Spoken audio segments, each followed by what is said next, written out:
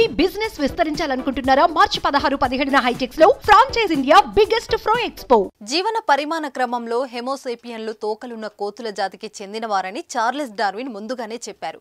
Genetic mutation ఒక తరం నుంచి మరొక తరానికి కొనసాగుతూ కాళ్లతో నడవడానికి కారణమని పరిశోధనలు చెబుతున్నాయి.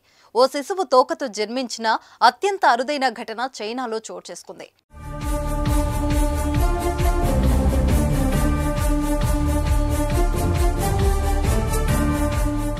ఓ బాలుడు వెనక భాగంలో తోకతో పుట్టాడు. అచ్చం కోతులకు ఉండే మాదిరిగా తోక మొలవడం చూసి వైద్యులు ఆశ్చర్యపోయారు. చిన్నారి వెనక వైపున వీపు కింద భాగంలో సుమారు 10 సెంటీమీటర్లు అంటే 3.9 అంగుళాల పొడవుతో తోక ఉంది.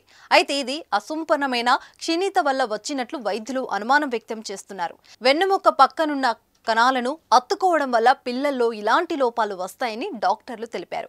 అయితే ఆ తోకను సర్జరీ ద్వారా తొలగించాలంటే మాత్రం కుదరని పని అని వైద్యులు తేల్చి చెప్పారు. ఎందుకంటే పిల్లాడి నాడి వ్యవస్థకు ఆ తోక కనెక్ట్ అయి ఉంటుందట. దానిని తొలగిస్తే జీవితాంతం పిల్లాడు మానసిక వికలాంగుడిగా మారిపోయే అవకాశం ఉందని అన్నారు. ఈ వెన్నెముకను కోక్సిక్ అంటారు. ఇది మన గత అవశేషగా పరిగణించాలి.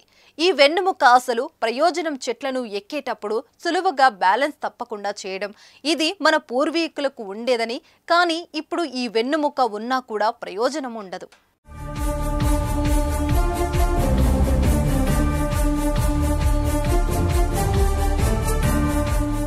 సుమన్ టీవీలో మీ పర్సనల్ అండ్ బిజినెస్ ప్రమోషన్స్ కోసం కింది నెంబర్కి కాంటాక్ట్ చేయండి.